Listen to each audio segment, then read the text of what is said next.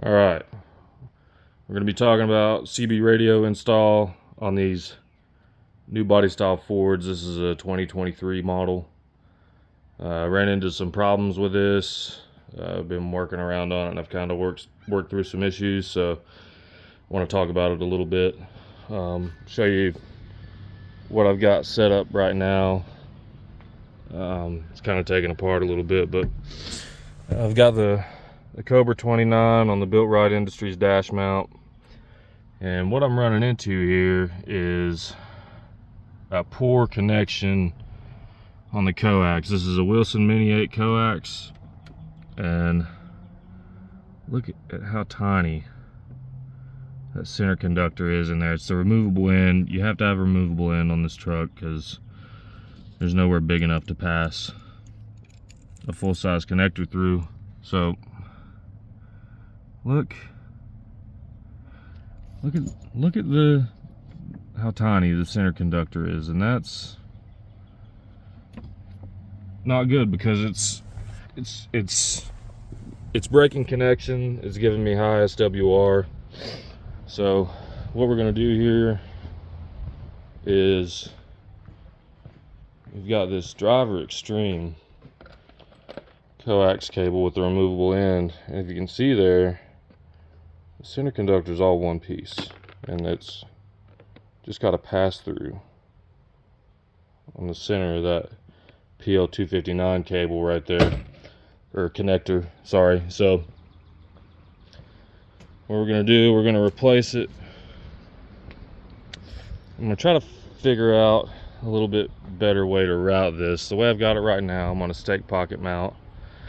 You see, I've added this bonding strap to try to help the poor SWR problem, but there's actually, if you can see down here, if I can get it to focus, come on. There's a grommet right there.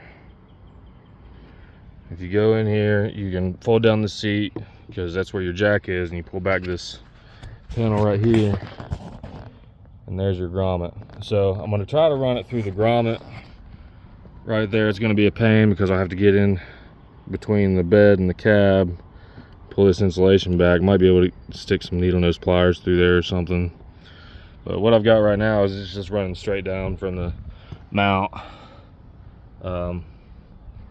and there it is. It comes up, goes into the back door, it goes under this panel right here, and then it goes up here under the seat and behind this center console trim right here. And got a kid's diaper right here. It goes in behind this center console trim right here, and then you can actually see it right there, and it goes up the center stack up through this hole I drilled. Right there, I got the grommet kind of pulled out right now. That's how it's routed right now, but I'm going to try to route it just all along this side trim right here and up the side of the dash, and hopefully I'll have enough length. So I'm going to get to it, and I'll get back to you and let you know how it works out. All right, quick little update here. I did get the new Driver Extreme coax run through that grommet. You can see there,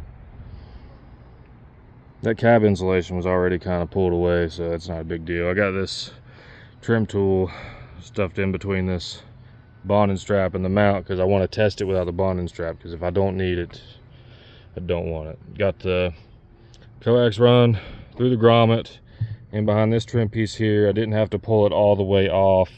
I pulled it off at the bottom, and then I just ran it through the back, and then it runs up under this sill plate.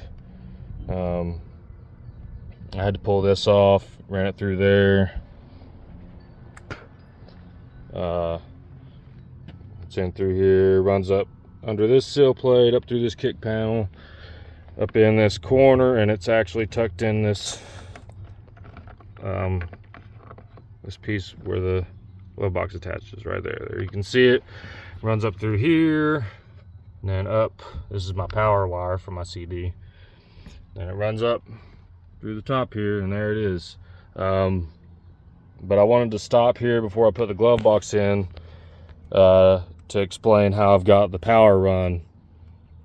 I have it wired up into upfitter switch 1 up here. The way I did that, your pass-through wires, your factory pass-through wires, to get to them, you pull this felt piece off, and they are going to be in here. If I remember right, there was like a little black box they were tucked up on top of. They are hard as crap to find. It took me forever to find them. But once you find them, you'll be like, oh my God, I can't believe I didn't see them before. And then this is your upfitter switch box. Your pass-through wires are right here. They come through this harness right here. And these are your pass-through wires. So inside this upfitter switch box, obviously you've got switches 1 through 6. Pop the top off here. Show you the relays. You've got 1 through 6. 1 through 4 are 25 amp, and then 5 and 6 are 20 amp. But you can switch 5 and 6 over to always on. They always have source power, and the way you do that, you pull this 5 amp fuse here, and you'll push this slider forward, and then you'll put the fuse back in, and that will convert 5 and 6 to always on power, and they will be utilizing these 40 amp fuses. So you can hook it up into any switch you want. You don't really need more than like 10 amps to run a CB. 25 amps is plenty. And you can hook it straight into ignition power. I don't remember what the amperage is on that. Consult your owner's manual. But I just wanted to stop here and bring that up because I had a heck of a time wiring up the power. We'll be right back, and I'll update you with how it turned out. All right, folks, we are back for the final update. Now about a week later, because I screwed up my antenna mount and discovered that they are discontinued, so I had to find one on eBay. But got it all set up, got the SWR tuned. I just realized that it'd be extremely hard for me to film testing the SWR and key the mic up and everything at the same time, so you have to take me for my word. SWR is around 2.2-ish on channels 1 and 40, and it's about 1.78-ish on channel 20, so it's not ideal, but it is acceptable. At least I consider it to be acceptable. So if you have your antenna mounted on a headache rack or something, you might do a little better. But I'll show you what I got here. Let me flip this guy off real quick.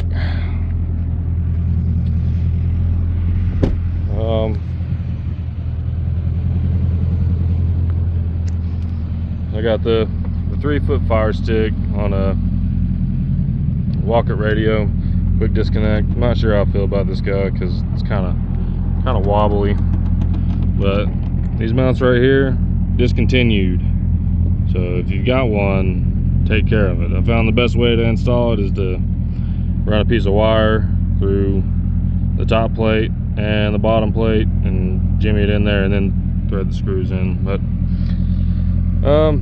ended up not going back with a bonding strap. I just didn't like it hanging out there, so you can probably get a little better SWR with it, but I'm not terribly worried about it. I think it'll be fine how it is.